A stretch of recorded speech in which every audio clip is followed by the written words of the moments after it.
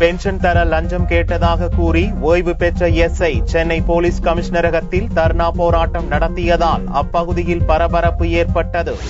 கடந்த 1971 போலீஸ் கான்ஸ்டபிளாக பணியில் சேர்ந்த சண்முக சுந்தரம் எஸ்ஐயாக பதவி உயர்வு பெற்று அதன் பின் பணி ஓய்வு பெற்றார். தனக்குரிய ஓய்வூதியத்தை கொடுப்பதில்லை என்றும் அதற்கு லஞ்சம் கேட்பதாகவும் பரபரப்பு புகார் கூறிய சண்முக சுந்தரம் வெள்ளியன்று சென்னை போலீஸ் கமிஷனர் அலுவலகத்தில் தர்ணாவில் ஈடுபட்டார். ஒரு கட்டத்தில் தரையில் உருண்டு புரண்டு கோஷம் எழுப்பினார். 6 தடவை பென்ஷன் குறைச்சு போட்டுருக்காங்க, 6 தடவை பென்ஷன் குறைச்சு போட்டுக்கிறாங்க, 3 தடவை ரிலீஸ் பண்ணிருக்காங்க.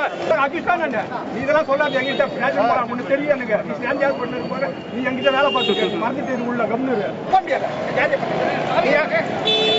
நானுங்க செய்ததெல்லாம் போதும் எனக்கு தெரியாது. நீ வந்து எந்த மாதிரி கான்ஸ்டபிளா விட்டு போக நான் பண்ண எனக்கு வேலை ஆகும். நான் ஆட்சி போடுவேன். நீ ஏன் சொன்ன இப்ப நான் இப்போ ஐடிஸ் கமிஷனர் சரியான டிப்ல பேப்பர் வாங்கி போடலாம், திருப்பி வந்து உட்காந்துருவேன். இன்னைக்கு போட்டு செட்டில் பண்ணி கையில கொடுக்கணும். வெயிட் பண்ணுங்க சார், நான் பார்த்து சொல்றேன் சார்.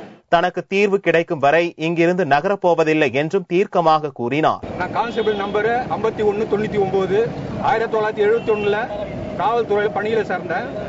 பணியில சேர்ந்து 2009 7ஆம் மாசம் பணியிலிருந்து ஓய்வு பெற்றேன்.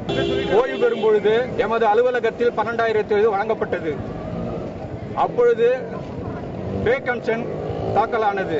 பே கமிஷன் தாக்கலானதால் இவர்கள் பே கமிஷனில் எனக்கு சம்பளம் போடவில்லை. ரவி வந்து 5000 ரூபாய் கேட்டாரு.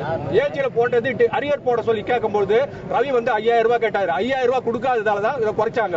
ரவி வந்து இப்போ பென்ஷன் செக்ஷன்ல சூப்பரண்டா இருக்காரு. பென்ஷன் ரவி மேல நடவடிக்கை அதே செக்ஷன் தாங்க. அவங்க அப்பா கான்ஸ்டபிள் வந்து கருணை அடிப்படையில் வேலை வாங்கினவர். அவர் கருணை அடிப்படையில் வேலை வாங்கி கருணையே கிடையாது, கொஞ்சம் கூட கிடையாது. பின்னர் உயர் அதிகாரி அழைப்பதாக கூறி சில போலீசார் பேச்சு நடத்த சண்முக சுந்தரத்தை அழைத்துச் சென்றனர். முன்னாள் போலீஸ் சப் இன்ஸ்பெக்டர் செய்த தர்ணா போராட்டத்தால் கமிஷனர் அலுவலக வளாகத்தில் பரபரப்பு ஏற்பட்டது.